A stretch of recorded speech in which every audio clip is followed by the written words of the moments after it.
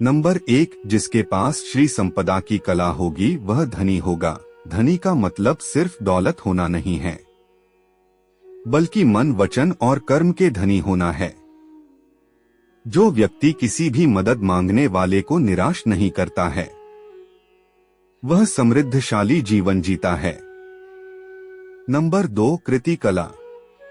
जिस व्यक्ति की अपनी ख्याति हो, वह लोकप्रिय हो, भरोसेमंद हो और जन कल्याण में पहल करे।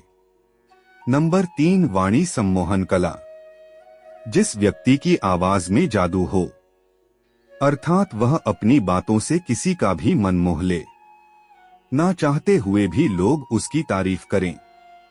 श्री कृष्ण अपनी बातों से किसी का भी मन मोह लेते थे, इसीलिए उन्हें मोहन कहा जाता है।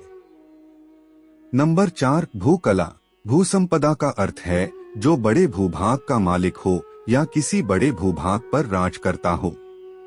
नंबर 5, विद्या कला। जिसके पास विद्या है वह ज्ञानी है। ज्ञान होना और प्राप्त करना भी कला है। ज्ञान की भी कई कलाएं हैं, जैसे वेद ज्ञान, संगीत ज्ञान, युद्ध कला, राजनीति, कूटनीति कला। नंबर 6, विमल कला। जिसके मन में छलकपट, भेदभाव ना हो, वह निष्पक्ष हो, उसमें कोई दोष ना हो, उसके विचार निर्मल हों। नंबर 7, लीला। जिस व्यक्ति के दर्शन से ही आनंद मिले, जिसके व्यक्तित्व में अलग चमक हो। नंबर 8, कांति कला। जिसका चेहरा देखकर आप खो जाएं, उसके सौंदर्य से प्रभावित हो जाएं, चाहकर भी उसके चेहरे से नजर ना हटा सकें। नंबर 9, उत्कर्षणी शक्ति। जो लोगों को अपनी ओर प्रेरित कर ले, उन्हें उनके कर्तव्यों के प्रति जागृत करे, जो दूसरों को उनकी मानिल पाने के लिए उत्साहित करे, उनका मार्गदर्शन करे। जब अर्जुन ने महाभारत के युद्ध में हथियार डाल दिए थे, तब श्री कृष्ण ने ही उन्हें गीता उपदेश देकर युद्ध जारी रखने के लिए प्रेरित किया था। नंबर 10, निरक्षीर विवेक। जो अपने ज्ञान से न्यायोचित निर्णय ले, विवेकशील हो और लोगों को सही मार्ग सुझाने में सक्षम हो। नंबर 11, कर्मण्यता। जो सिर्फ उपदेश ना दे बल्कि उन उपदेशों का खुद पालन करे। नंबर 12, योग शक्ति।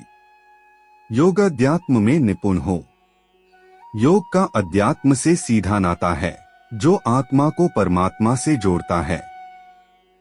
योग भी एक कला है। नंबर 13, सत्य धारणा। सच कहना सभी के बस की बात नहीं होती।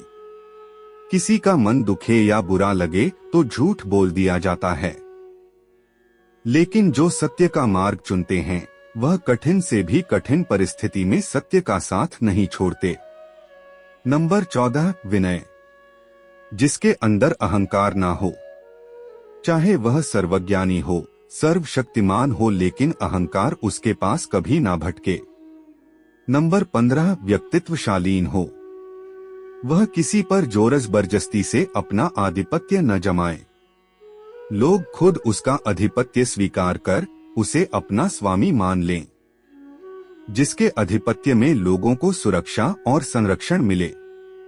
नंबर 16, अनुग्रह क्षमता।